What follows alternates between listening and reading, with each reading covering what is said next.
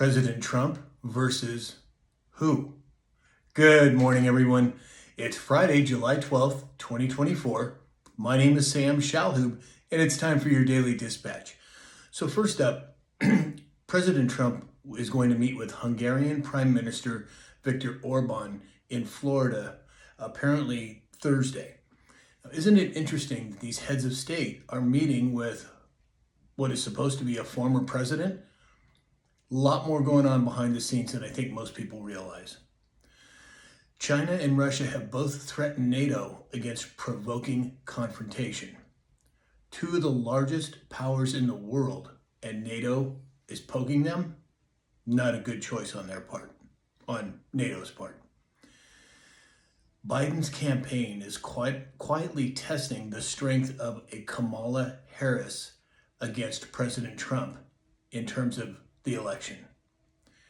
I can't imagine that they would run someone like her against President Trump, but they've made so many mistakes in the past, who knows what's going to happen. Once again, the state of Idaho comes through. Idaho issued an executive order blocking non-citizens from voting. Bravo, Idaho. Hopefully, many more states will follow suit. So they're at it again. They're claiming potential Russian interference in the 2024 elections. And this is according to U.S. intelligence agencies and U.S. spies. Are they not creative enough to come up with some other form of attack? Well, apparently it doesn't look like they are.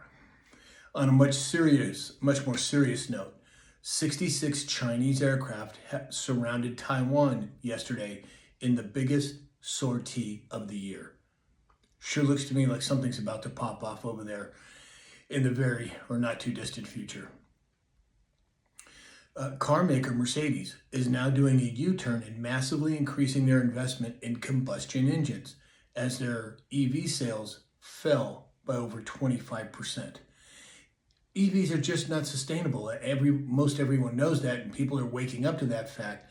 When you have a manufacturer like Mercedes coming out and making that kind of statement, it makes it much more obvious. Yesterday, Senate Democrats just blocked the SAVE Act, which would have prevented illegals from voting in the elections. To me, that's traitorous behavior in terms of the senators who voted against it. It's just my opinion. Let me know what you think, but they should be held accountable and at the very least removed from office. The U.S. spent a record $140 billion on debt interest in June, which made up 30% of all tax revenues.